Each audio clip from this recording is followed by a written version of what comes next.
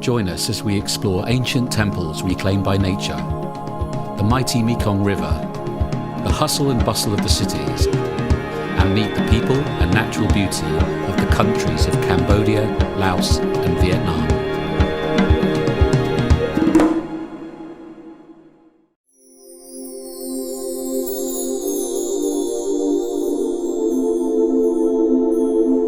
After a brief breakfast with the view, we're off to explore the self-proclaimed Pearl of Asia.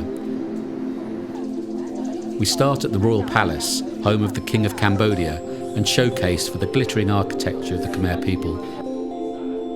Built in the mid-19th century, these palaces and pavilions have a wealth of gold and jewelled Buddha statues, as well as enormous murals and intricate carved and tiled buildings.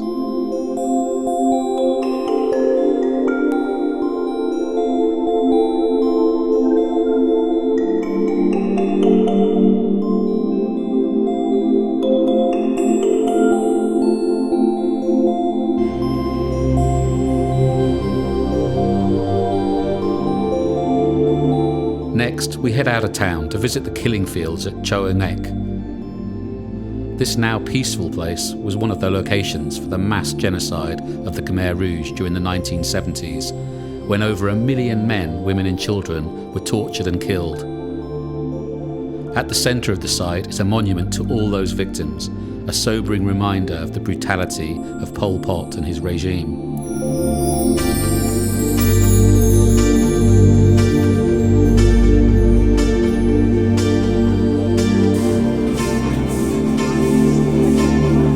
Back into the city, there's time for a brief stop at the Russian market, where you can shop for handicrafts and local produce, before kicking back and letting a local cyclo-rickshaw driver weave in and out of the traffic and show off the sights.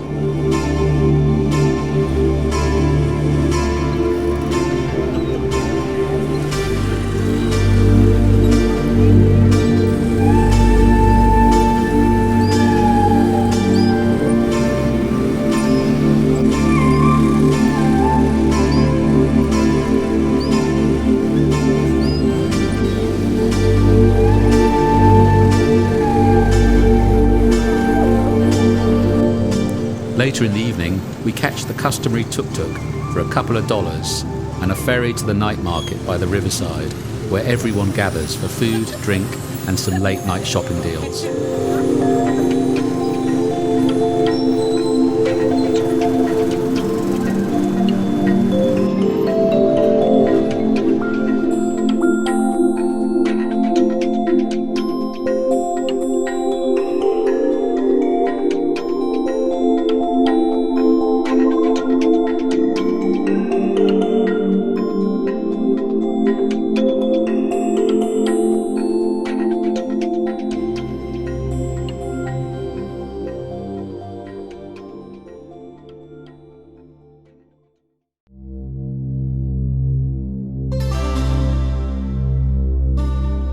We've got 3 days in Siem Reap to explore the ancient Buddhist temples of the Angkor region.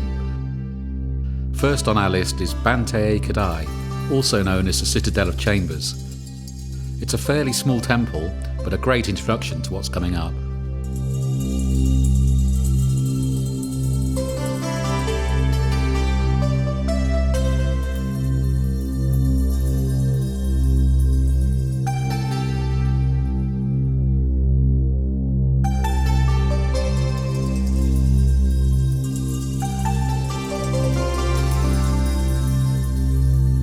In the late afternoon, everybody heads to a crematorium temple called Prey Rup. We climb to the top to watch the sunset over the jungle and all the other temples in the surrounding area.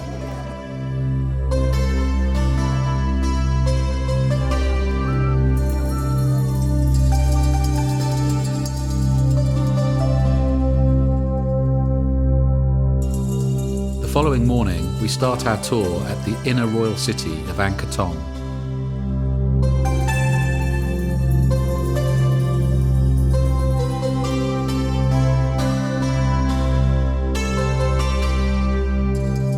There's always reconstruction going on here, and we find out how the workers easily manipulate the heavy stones.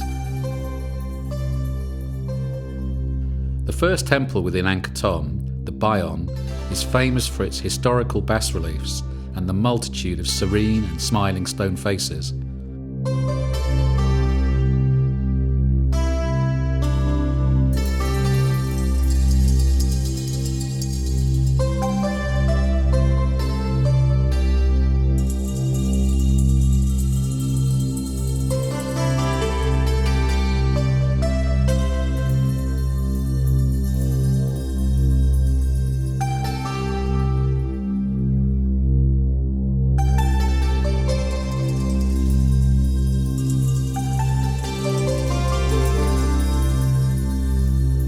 Around the corner is the Bathuon and the Terrace of the Elephants, all part of the original Royal Palace complex. This is a great place to see Buddhist monks walking around.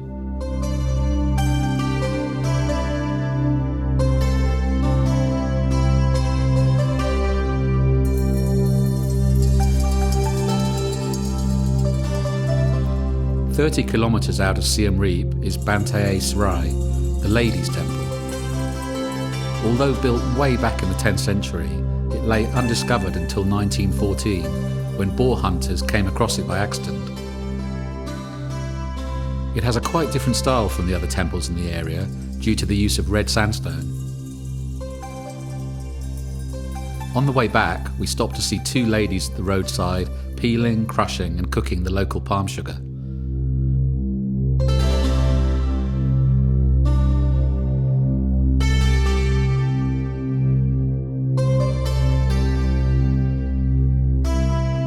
Our last temple of the day is many people's favourite, Ta Prohm, also commonly known as the Tomb Raider Temple. I think the reason for its popularity is the photogenic atmospheric combination of trees growing out of the ruins and the jungle surroundings.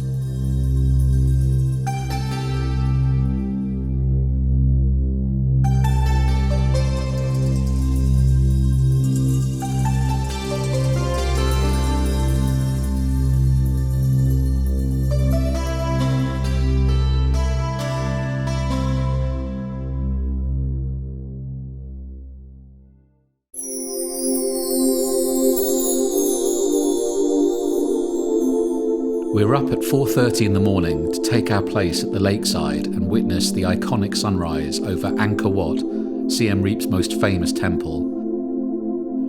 Angkor Wat is the largest religious monument in the world, with the site measuring around 400 acres.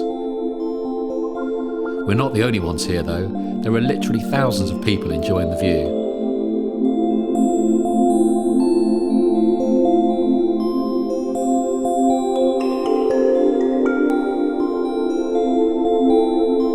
There are 3 levels, with the first level comprising mainly corridors and columns.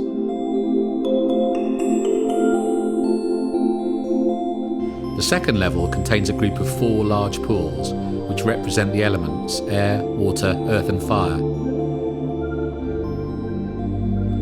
Climbing up the steep stairs to level 3 gives the best views of the temple grounds.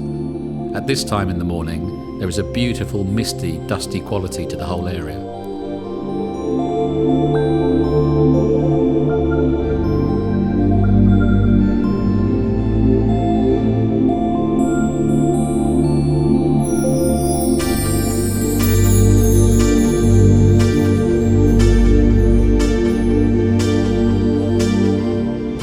Group of temples are the earliest structures built by the Khmer people.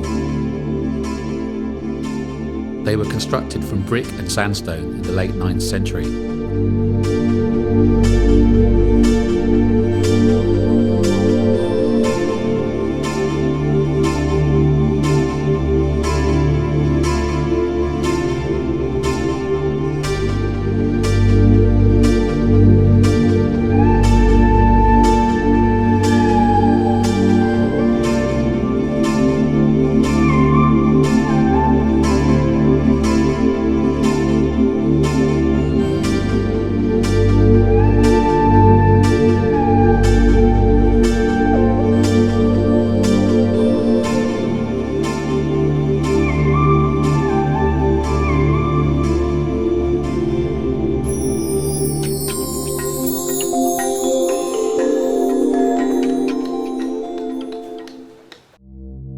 After 3 days, we've had our fill of temples, and it's time for something different. So we're going on a boat ride to see a floating village and Cambodia's Great Lake.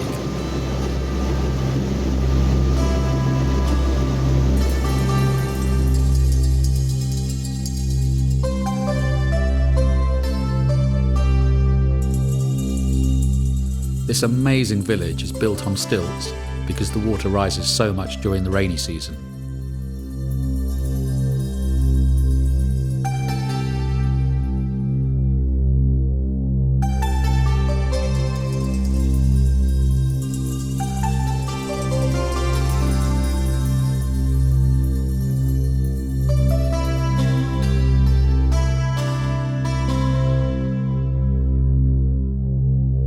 The village comes to an end, and we're now cruising through jungle towards the lake.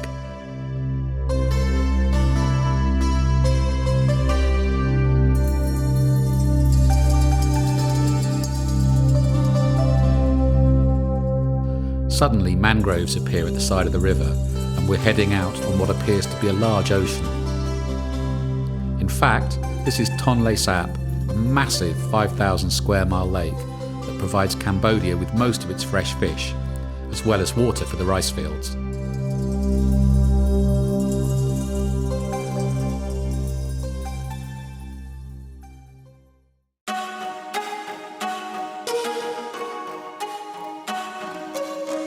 We've travelled from Cambodia to Luang Prabang in the north of Laos. This UNESCO World Heritage Site is most famous for its numerous Buddhist temples, as well as the well-preserved French colonial architecture.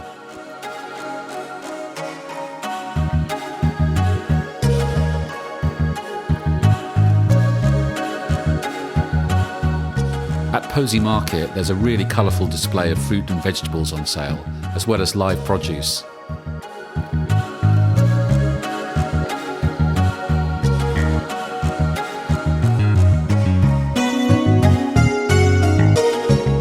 This little critter is a bamboo rat, and if you're feeling adventurous, you can eat regular rats, barbecued on skewers at a roadside stall.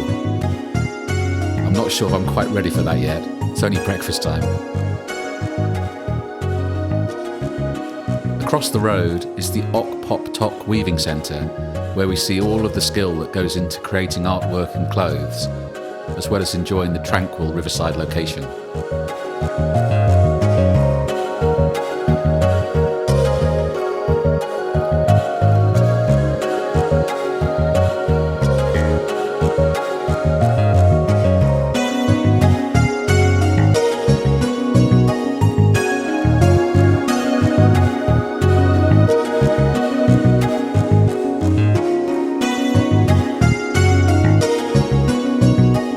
Driving out of Luang Prabang, we stop at a local Hmong village where we get a display of creating cotton yarn out of the raw product.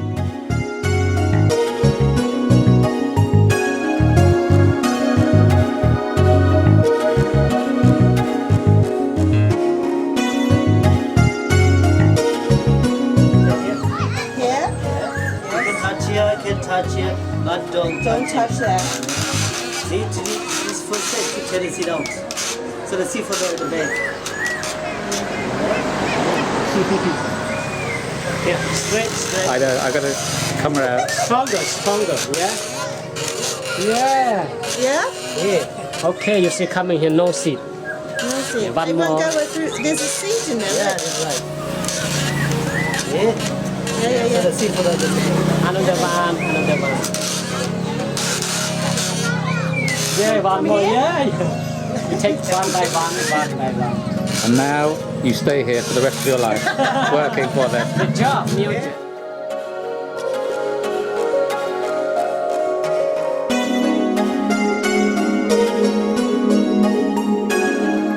On the other side of the road, excited children in local dress clamour to sell us the handicrafts they've made. After buying a few bracelets, we also get to see the local way of life in the village.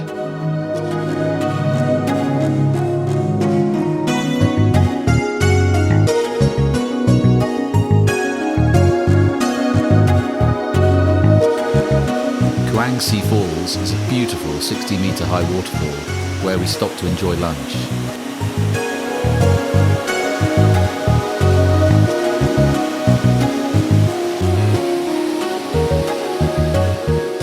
guide has prepared a picnic lunch with a fantastic view, although it's more of a feast than a picnic.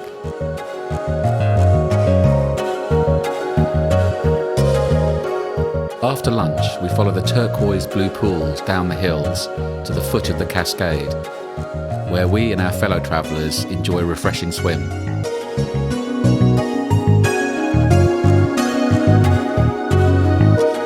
Before leaving the park, there's the chance for us to visit the rescue centre for Asiatic sun bears.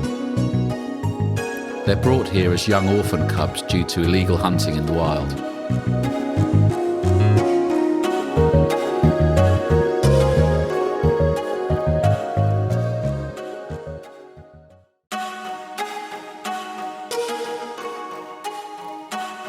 On our second day in Luang Prabang, we get up at the crack of dawn to see the locals giving alms to the monks.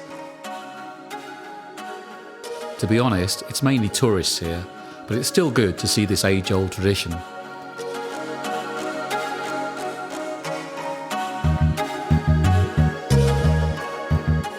After the sun rises, we set off for a boat ride on the Mekong River. This immense river starts in China and passes through Myanmar, Laos, Thailand and Cambodia before coming to the ocean in Vietnam.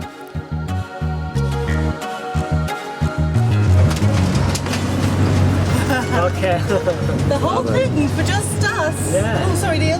No, what did you know? Oh, you want to be? So we have the whole boat for just us. Yeah.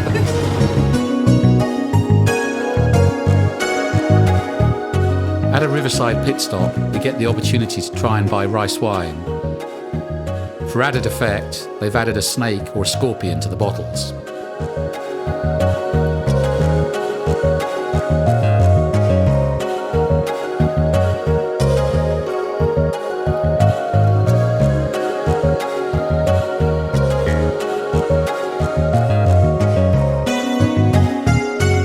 We've reached our destination, the caves at Paku.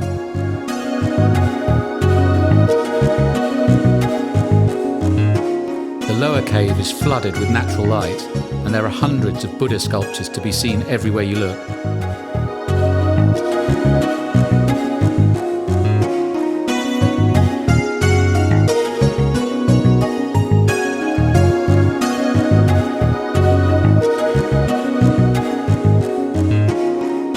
Up another few flights of stairs is the upper cave. This is much more atmospheric and can only be navigated by torch or candlelight, which gives the whole place an ancient, eerie feeling.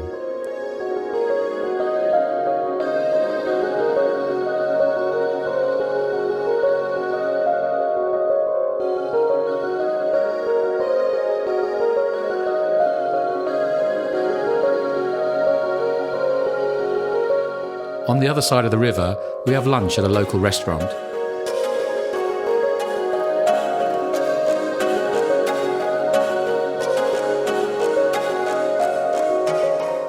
The crispy seaweed, rice and river fish are delicious, but the water buffalo is as tough as old boot leather.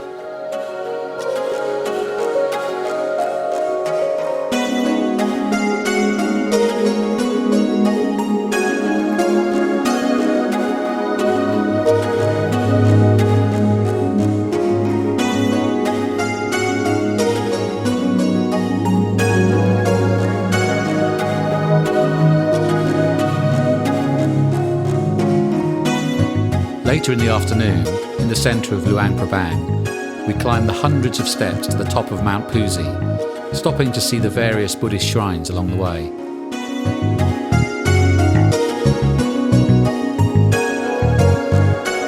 At the summit is a small temple where some people are praying, but most people like us are here to appreciate the 360-degree view of the town and rivers. Coming down the other side of the hill brings us to the main street. Beneath the Royal Palace Museum, the local traders are setting up for the regular night market.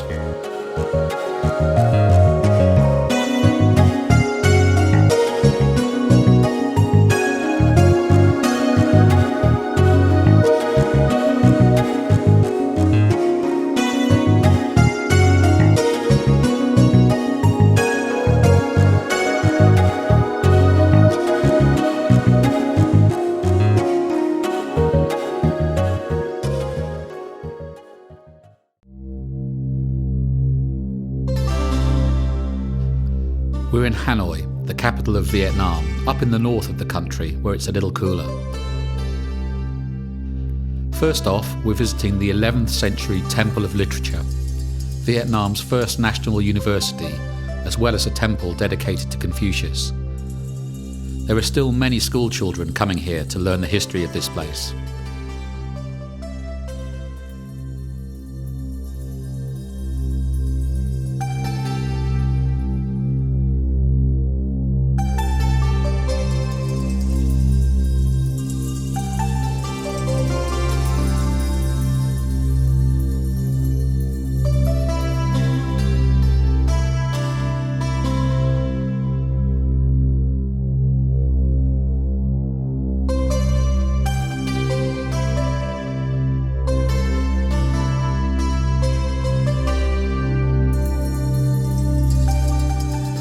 Next, we travel to the Ethnology Museum to learn about the 54 tribes who make up the diverse population of Vietnam.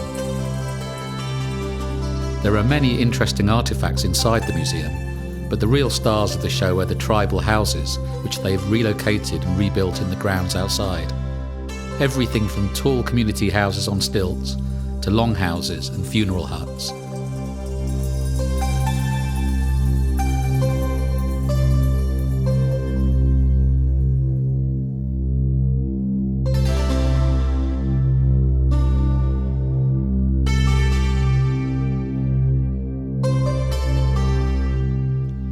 Craftsmen at the local lacquer arts workshop show off their skills, creating paintings using eggshells and mother of pearl.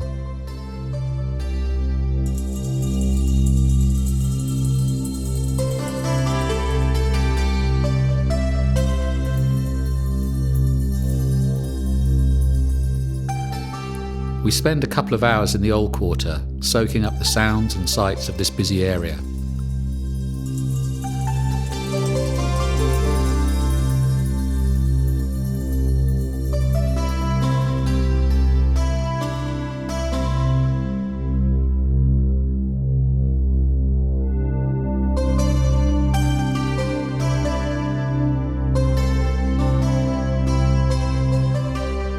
Lunch is a Hanoi speciality called bun cha, a marvellous concoction of noodles, fresh herbs, pork meatballs, roast pork belly, and dipping sauce with chili and garlic. This is what Barack Obama ate when he visited Hanoi.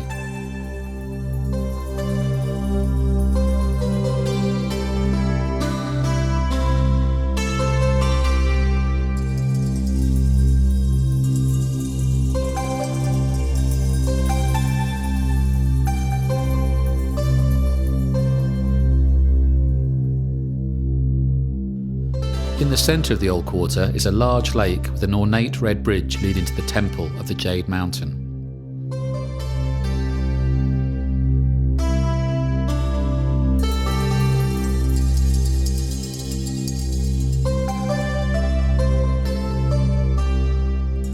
After all this walking, we let somebody else do the work and hop on a cyclo. The old guys cycling are so slow, it would probably be quicker to walk.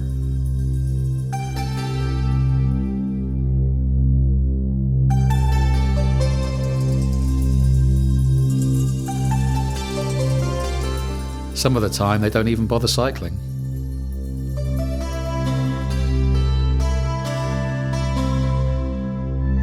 Our final stop for the day is the Lotus Water Puppet Theatre, where we see an age-old production of classic folklore and legends, performed in a large pool by puppeteers hidden behind the stage curtains.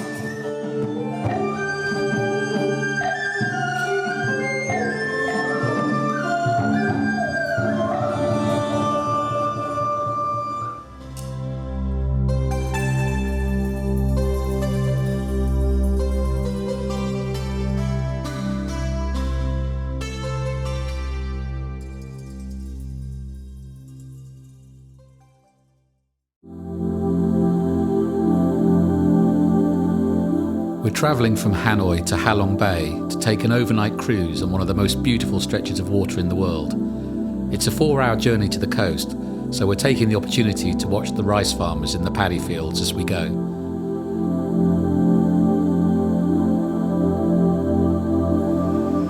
At Halong Bay, we tender out to our boat for the next 2 days, the Dragon Legend Junk.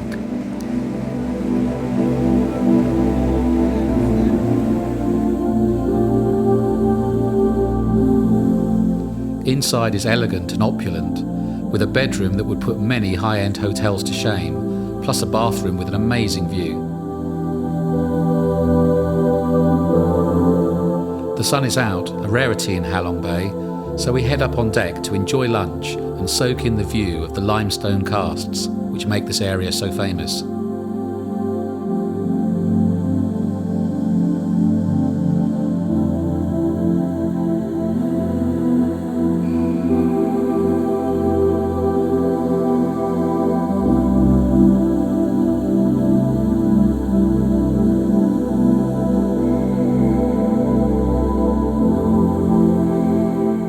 At our first stop in Bai Tu Long, half the passengers kayak around the bay, while we take the lazy option of a boat ride.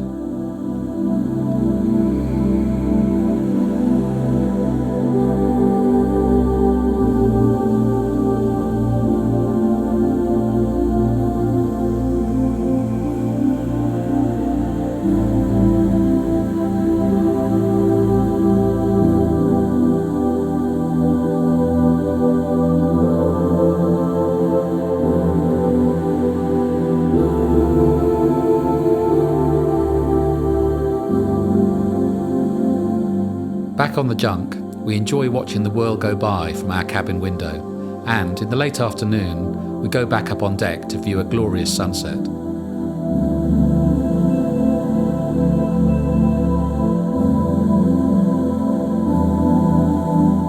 All the overnight boats gather together as we weigh anchor for the night under a rocky island which looks ominously like King Kong.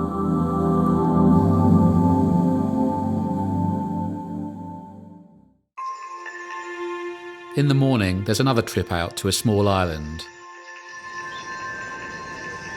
Up a few steps is a secluded cavern which runs through the middle of the island and out the other side.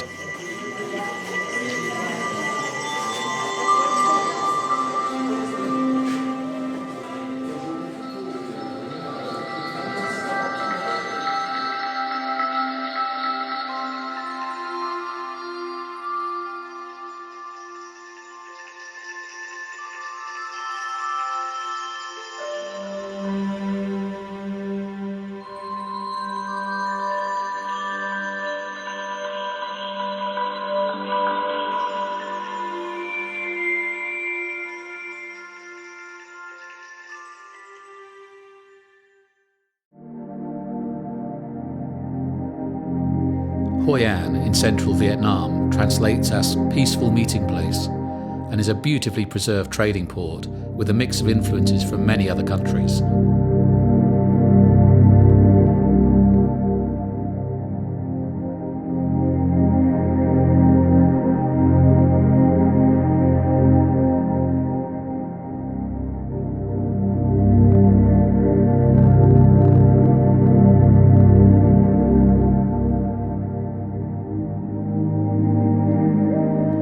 Mrs. V's cookery school, we're here to learn to prepare a few dishes, but first we have to take a boat to the market to pick up our fresh ingredients.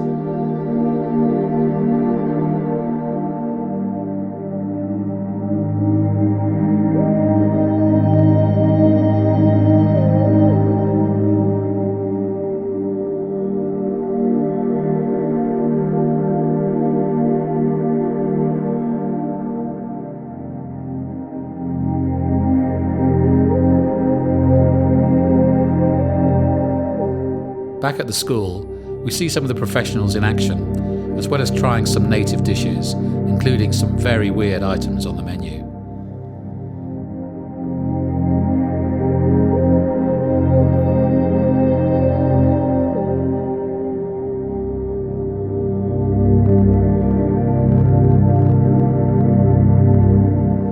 Now it's our turn to cook, and after a demonstration from our teacher, we make 4 dishes, including our personal favourite, the local speciality of Hoi An pancakes.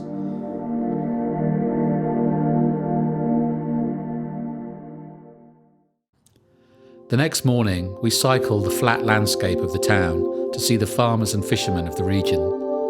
The abundance of water from the nearby river makes irrigation of the land very easy, as well as providing plentiful catches for the fishing community.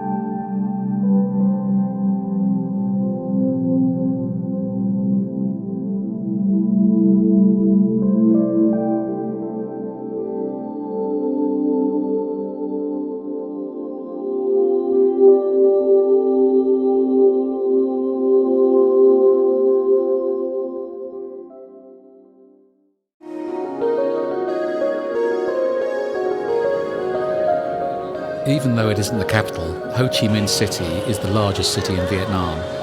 Previously known as Saigon, it's much more cosmopolitan than the northern capital of Hanoi.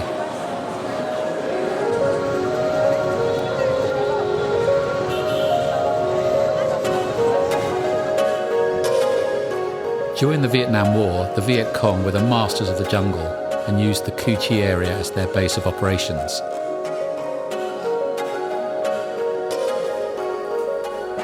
Here they laid all manner of vicious traps for the unwary American soldier.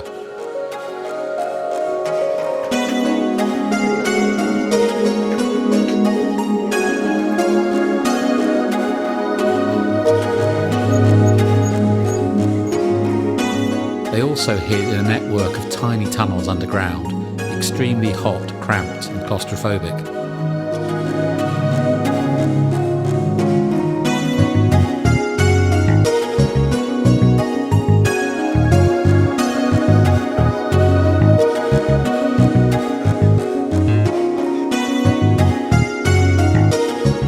There are also cooks and craftsmen around, including a lady cooking rice paper and a guy who makes sandals out of old rubber tyres.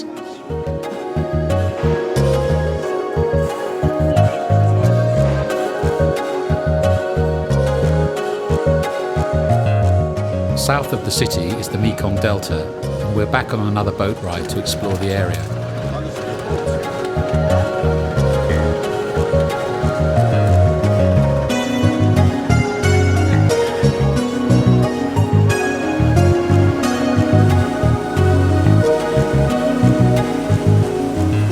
At a riverside sweet factory, we see men and women making coconut toffee and popcorn.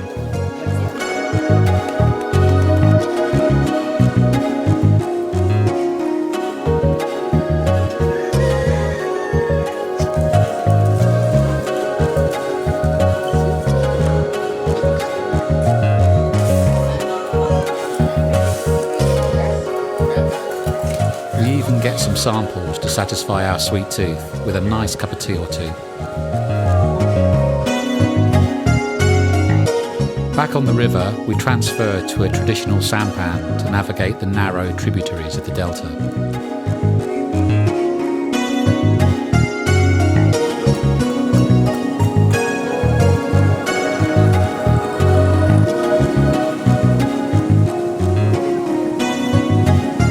At the end of the waterways, we get a refreshing coconut water before lunch at a local homestay.